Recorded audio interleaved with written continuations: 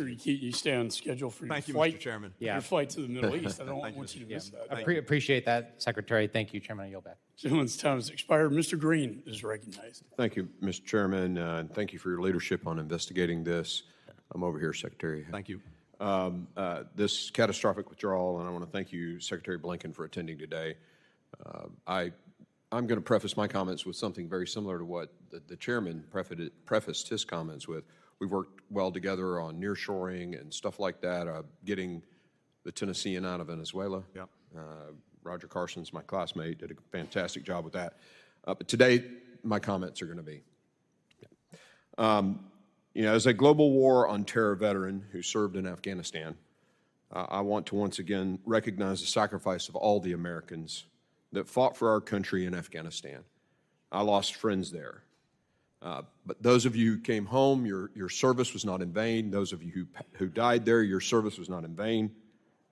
You helped keep our country safe for 2 decades.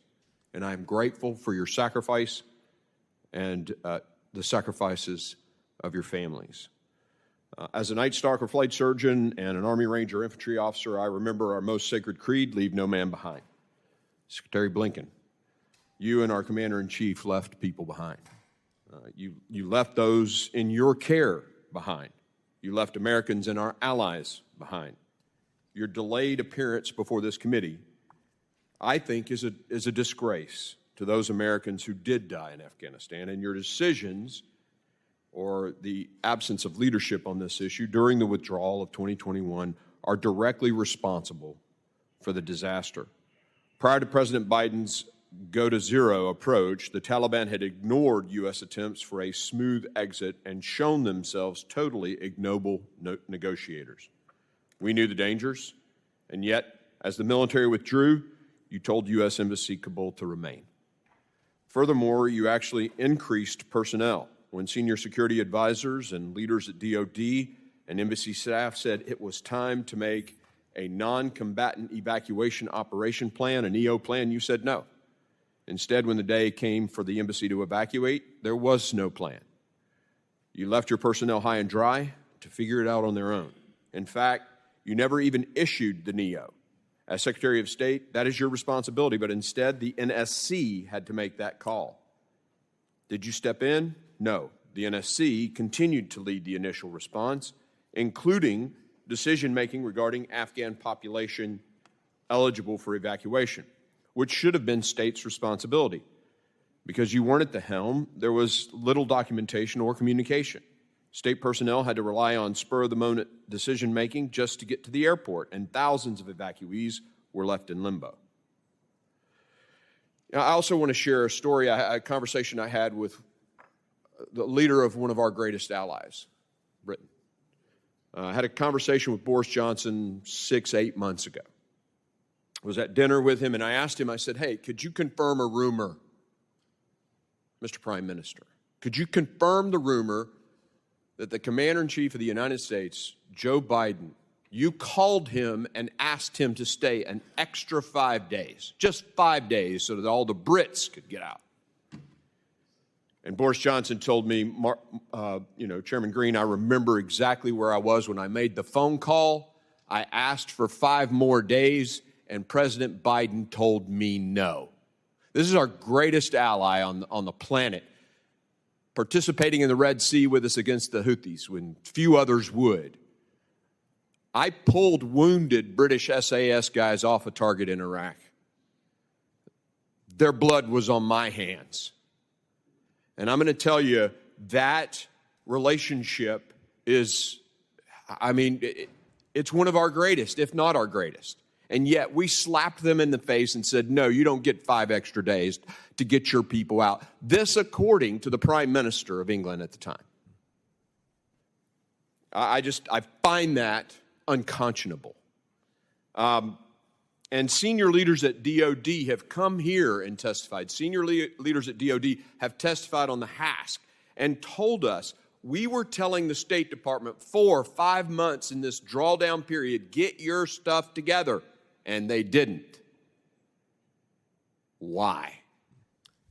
Mr. Chairman, I hope you give me time to respond, because I dispute virtually everything that was said, with great respect, though, for the member, and particularly for his extraordinary service to our country. First, did we leave people behind? No, we got them out, including after the deadline of our evacuation. By the time we got to August 31st, we had, as I said, several hundred Americans who were left, who had identified themselves to us as wanting to leave but could not get to or into the airport. I committed to make sure we got them out, and between the end of the evacuation and the end of the year, we got the 500 remaining Americans out who either then or after August 31st identified themselves as wanting to leave. We made good on that commitment. Telling the embassy to remain open.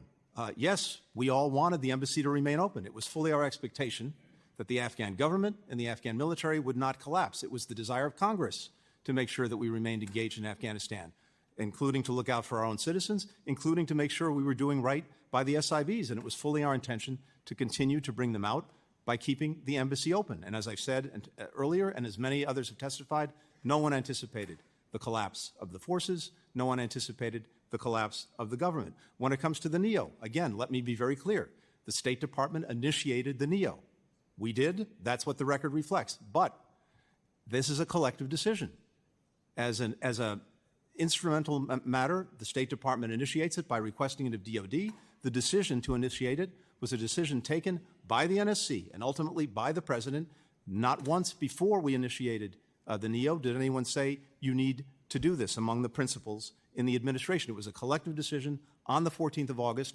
Those capitals, provincial capitals, started to fall on the 6th, and by the 14th, we decided that the NEO was imperative. Now, there's a reason, Congressman, that it was so important that we focus on this.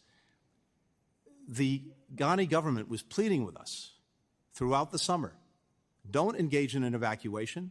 That will actually precipitate exactly what we're trying to prevent, which is a collapse of the government, a collapse of confidence, people fleeing the countries in uncontrolled ways. So that was also part of our thinking. But in terms of preparing, yes, we started preparing intensely going back to April. Multiple exercises with different agencies, tabletop and otherwise, planning through different scenarios. We had tripwires, we had indicators, all of which came into effect. We moved the embassy in 48 hours to the airport. That wouldn't have happened without a plan. We got control of the airport because we had prepositioned forces. We were able to start moving people out in 72 hours. We moved 120,000 people out, the largest evacuation in the history of this country. Mr. Secretary, I will tell you that your DOD colleagues don't remember it that way. And I remember your face when we got that secret briefing during the midst of this, during the height of it. We all gathered in HVC. And I'm going to tell you, I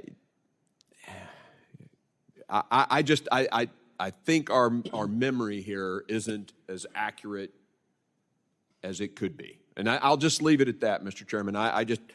I'll never forget the fear in your face and I don't have anything else to say. Gentlemen, let me just add, I think this is a very important issue the gentleman raised from Tennessee, and I appreciate your perspective, Mr. Secretary. I'll tell you what our investigation revealed, that Ambassador Wilson did not want a NEO. In fact, he punished his staff for even mentioning the word NEO.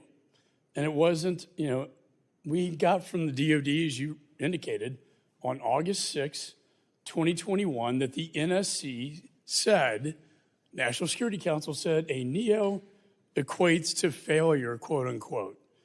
That is what was going on. A NEO equates to failure. Maybe that's because President Ghani, as you said, Mr. Secretary, but those are really the facts. And only until August 15th, the day that Kabul fell, think about that, the day that Kabul falls is the first time that Ambassador Wilson requests a NEO, and by that time, sir, it was too late. With that, I recognize Ms. Kamlager Dev.